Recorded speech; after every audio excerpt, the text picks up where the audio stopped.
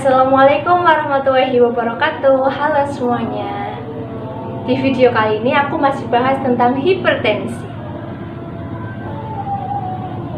Tapi di video kali ini aku bakal bahas kenapa orang darah tinggi itu sering menyebabkan stroke.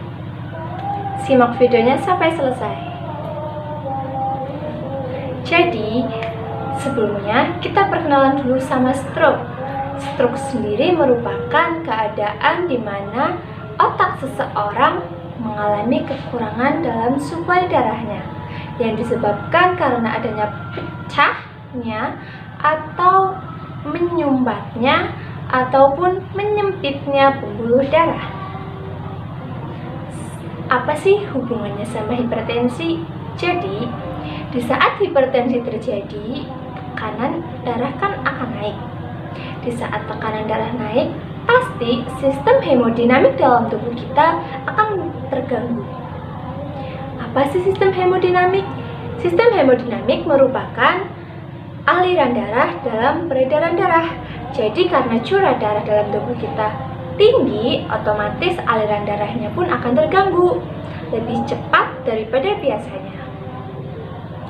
Kondisi ini bisa menyebabkan penebalan pembuluh darah dan hipertrofi otot jantung.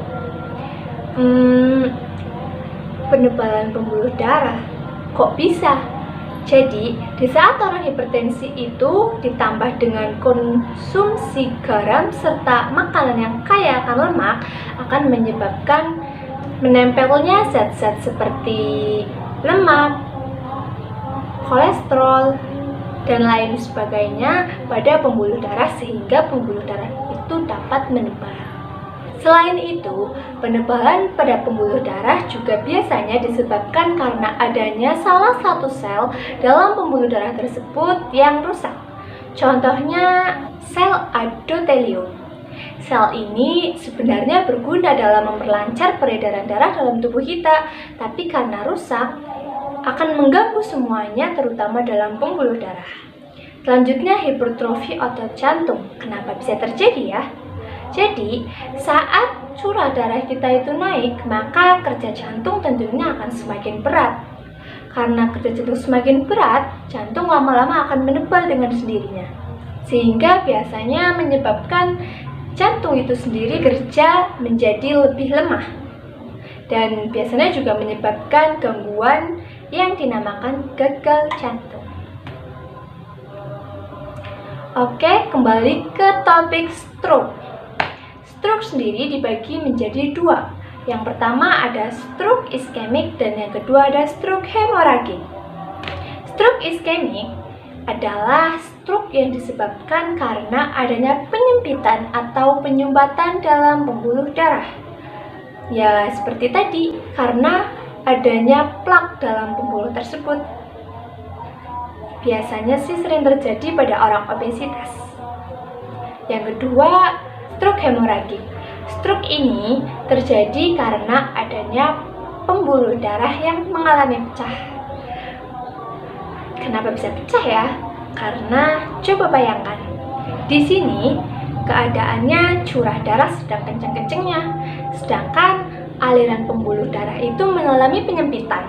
Kalau didorong terus-menerus, pasti pembuluh darah itu tidak kuat dan akan mengalami pecah. Itu menyebabkan stroke.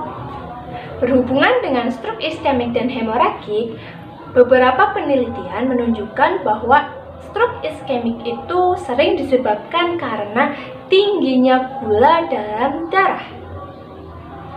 Emang gula dalam darah itu normalnya berapa ya? Tergantung situasi. Jadi, di saat sebelum makan, gula dalam darah kita disebut normal jika dalam rentan 70 sampai 130. Sedangkan jika 2 jam setelah makan, normalnya adalah 180. Dan saat kita puasa, normalnya adalah 100. Sedangkan saat menjelang tidur, normalnya adalah 100 sampai 140. Unik kan? Beda-beda setiap waktu. Terus untuk stroke hemoragik itu yang sering disebabkan karena hipertensi. Oh iya, untuk faktor stroke sendiri sebenarnya nggak cuma hipertensi loh ya, masih banyak yang lain seperti penyakit diabetes mellitus, kebiasaan merokok, jarang olahraga, maupun kebiasaan hidup yang lain, dan obesitas pastinya.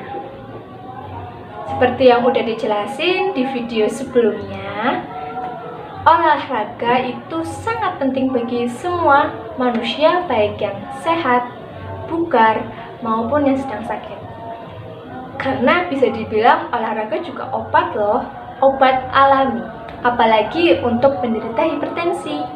Untuk penderita stroke juga bisa loh melakukan olahraga, bahkan bisa melakukan olahraga air. Tapi hati-hati ya, harus dengan bimbingan dari petugas kesehatan. Jalan kaki juga merupakan salah satu olahraga yang baik bagi penderita stroke untuk melemaskan otot-ototnya, karena stroke sendiri sebenarnya bisa disembuhkan.